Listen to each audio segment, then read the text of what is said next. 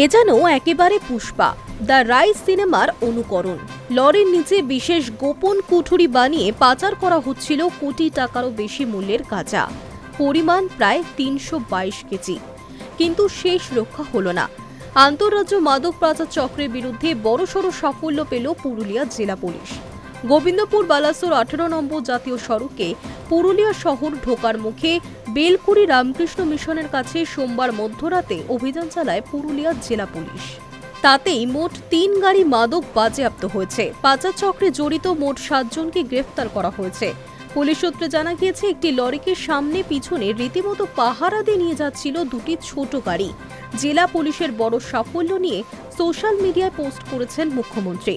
অপারেশনকে অভিনন্দন জানিয়েছেন তিনি। মাদক পাচার রোধে পুরুলিয়া জেলা পুলিশের এই সাফল্যে বড় ভূমিকা রয়েছে পুরুলিয়া জেলা পুলিশের স্পেশাল অপারেশন গ্রুপের। বিপুল পরিমাণ গাঁজা কোথা থেকে আসছিল এবং কোথায় পাচার করার ছক ছিল তার সমস্ত কিছু খতিয়ে দেখছে পুরুলিয়া জেলা পুলিশ। এই র্যাকেটের সঙ্গে বিভিন্ন রাজ্যের আরও কারা কারা যুক্ত রয়েছে তারও খোঁজ চালানো হচ্ছে। পুরুলিয়া জেলা পুলিশ জানিয়েছে, মাদকের বিরুদ্ধে একেবারে জিরো টলারেন্স নীতি নেওয়া হয়েছে। বেআইনি মাদক কারবারের বিরুদ্ধে ধারাবাহিক অভিযান চলবে।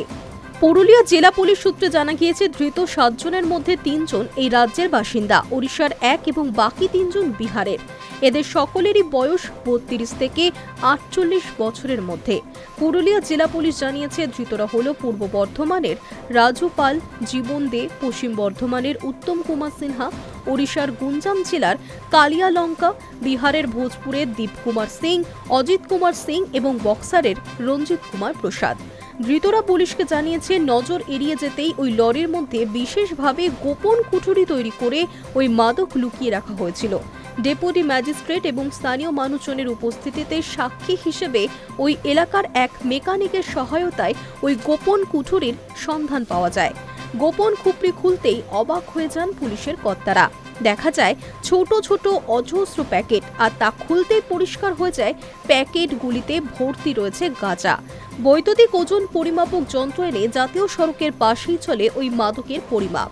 পুরুলিয়া জেলা পুলিশের এই সফল অপারেশন নিয়ে এক্স হ্যান্ডেলে পোস্ট করেছেন মুখ্যমন্ত্রী।